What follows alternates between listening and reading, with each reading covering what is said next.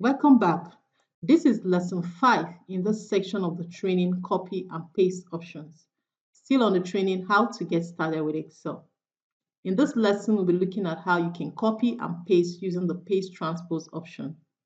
I am Amaka Ifebunandu, your instructor. The paste transpose option enables the user to change the orientation of the cell range from rows to columns or columns to row. We'll be illustrating that in this lesson. First, you select the cell range you want to copy. I'll be using my keyboard shortcut Ctrl+C to copy. The copy action is now active. Select the point at which you want to paste. You go to your Home tab under the clipboard section. Click on the Paste option button, the drop-down arrow. Under the Paste section, you will see the Transpose option. Select it. And here you go. You see that the cell orientation has changed from column to rows. Our dates are now in row, customers in row, address in row, sales amount in row, cost of sales in row, and profit in row. I'll click on escape to deactivate the copy action. Good. Now, the default behavior is that the formatting and the formula is also pasted.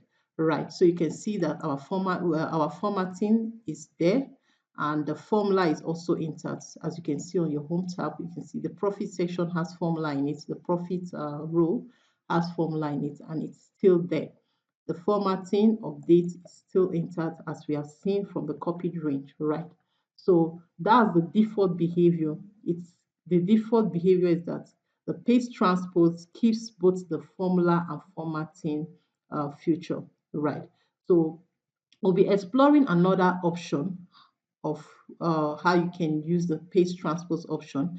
And in that other option, you have the leverage to select the kind of formatting that you want to be applied on the paste transpose option. So I'll just select this range, right?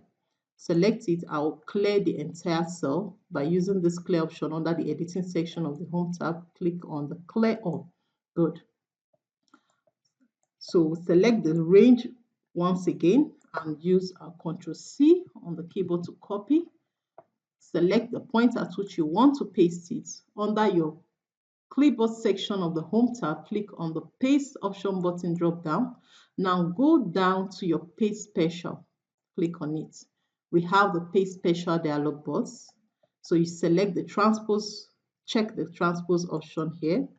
Then select the formatting you want to apply on the transpose option. So I just want values. Remember, the default applies both formula and formatting. So I will just click on value so that we can see the effect. Good. Wow. Now you have your dates all in row because the orientation has changed from column to row, but we don't have the formatting as we had earlier on when we used the formatting option under the paste section. We don't have that formatting. The formula is no longer there because the option of the formatting option we selected is just values. So that's why you have your values only on the range we just pasted using the paste transpose option.